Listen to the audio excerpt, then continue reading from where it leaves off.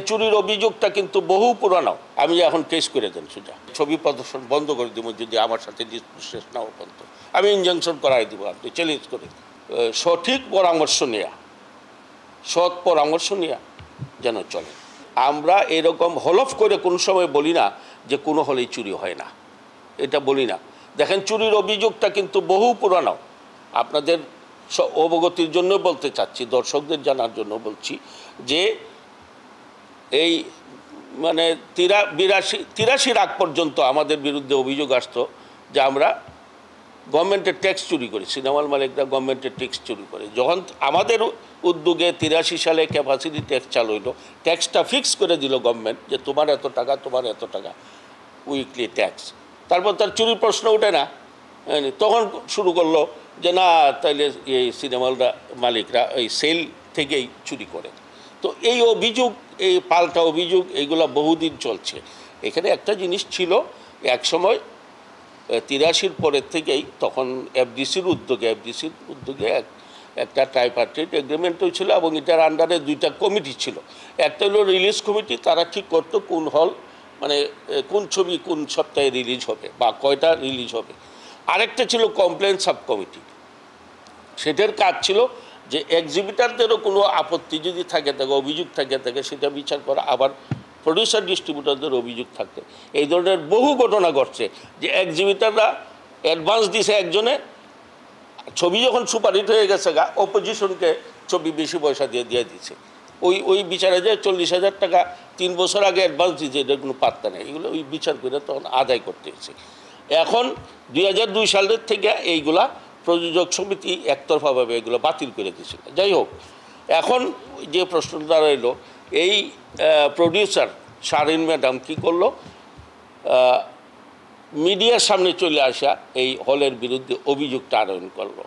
আমার কথাটা হচ্ছে যে আপনি তো ব্যবসা করতে আসছেন, এটা তো একটা ব্যবসার প্রতিপক্ষ যদি কোনো অব্যবসায়ী সুলভ আচরণ করে তাহলে আপনি দেখবেন যে সেটার নিবারণের বা সেটা বিচারের কোনো কর্তৃপক্ষ আছে কিনা। উনি ইচ্ছা করলে আমাদেরকে বলতে পারতো, যেহেতু আমাদের সাথে একটা সুসম্পর্ক গড়ে উঠছে ওনার ছবি রিলিজটাকে কেন্দ্র করে, উনি আমাদের কাছে কমপ্লেন করতে পারতেন, লিখিতভাবে হোক আর মৌখিকভাবে হোক। অবশ্যই আমরা ওনাকে সহ হল মালিককে ডাগায় এটার একটা ফয়সালা দিতাম।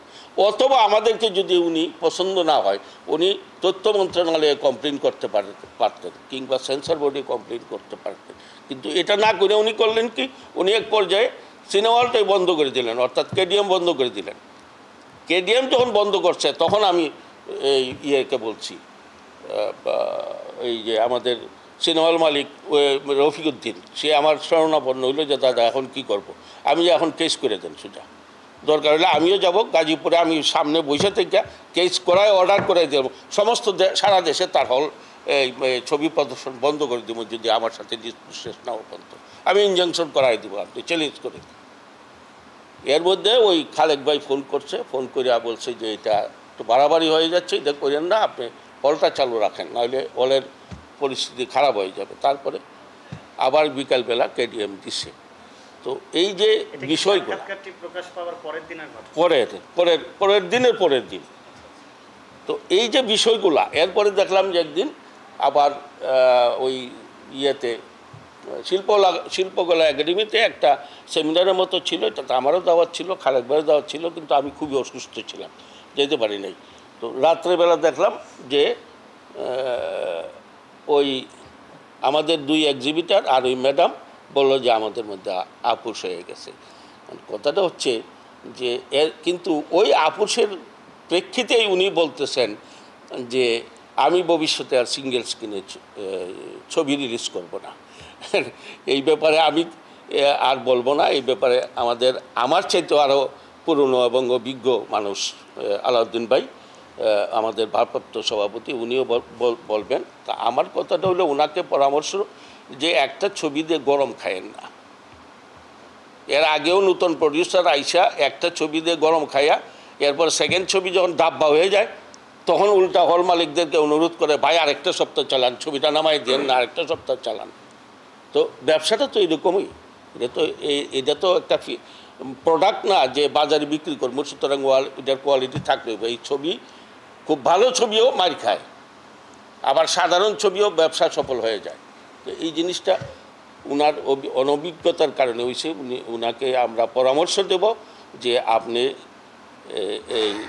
একটু সঠিক পরামর্শ নেওয়া, সৎ পরামর্শ নেওয়া যেন চলে।